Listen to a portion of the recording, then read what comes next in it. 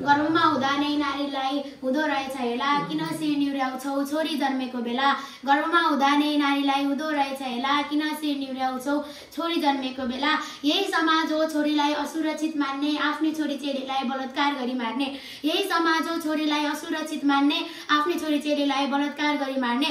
धन्यवाद कार्यक्रम सञ्चालकज्यू, आदरणीय यस कार्यक्रमका सभाध्यक्षज्यू, आकाश पातलको फरक राखी निर्णय गर्ने निर्णायक मण्डलज्यू, गुरुवर्ग एवं कोभन्दा को कम भनी प्रतिस्पर्धामा उत्तीर्ण भएका प्रतिस्पर्धी साथीहरू एवं अन्य साथीहरूमा म श्री बालकल्याण आदिपुर विद्यालयको कक्षा 8 मा अध्ययनरत छात्रा विवेका बलवासीको तर्फबाट हार्दिक नमन टक्राउँदछु।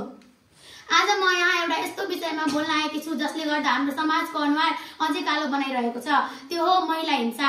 महिला हिंसा भनेको महिलामाथि हुने कुनै पनि प्रकारको नराम्रो व्यवहार हो जसले उनको शारीरिक, मानसिक, भावनात्मक र आर्थिक अवस्थामा नकारात्मक असर पार्छ। महिला जसले जन्म दिन्छिन्, जसले घर चलाउँछिन्, जसले समाज र देशको मेरुदण्ड बलियो बनाउँछिन्, तर विडम्बना के छ भने त्यही महिला आज पनि हाम्रो समाजमा अपमान, अन्याय, अत्याचार र हिंसाको शिकार बनिरहेकी छिन्। र दुःखको कुरा यस्ता घटना हाम्रो देश नेपालमा निरन्तर दोहोरिँदै आएका छन्। नेपाल मात्र होइन, विश्वका कतिपय देशहरूमा अझै पनि महिला सुरक्षित छैनन्। महिला हिंसा आज पनि नेपालको समाजको एक गम्भीर समस्या बनेको छ। कानुनी रूपमा महिला अधिकार सुनिश्चित भए पनि व्यवहारमा हिंसाका गतिविधिहरू अझै कायम छन्। जस्तै घरेलु हिंसा, सामाजिक र सांस्कृतिक हिंसा, कार्यस्थलमा हिंसा, साइबर हिंसा आदि महिला हिंसाका उदाहरण हुन्। सबैभन्दा बढी हिंसा घरभित्र नै हुने गरेको पाइन्छ।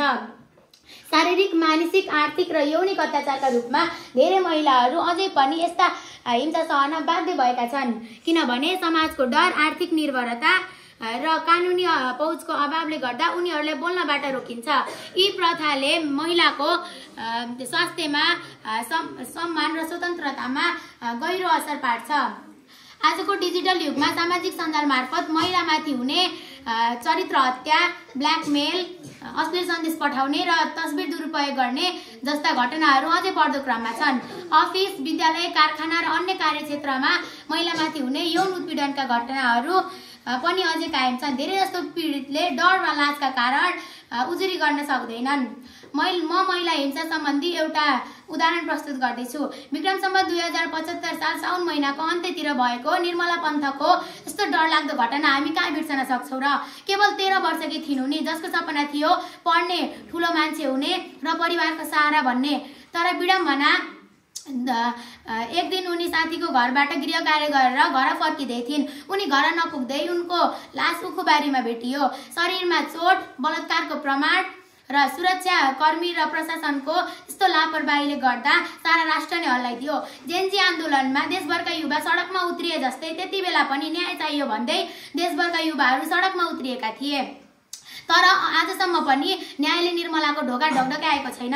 त्यो केवल एक बालिकाको हत्या मात्र होइन, त्यो त सारा नेपाली महिलाहरूको असुरक्षाको प्रतिबिम्ब हो।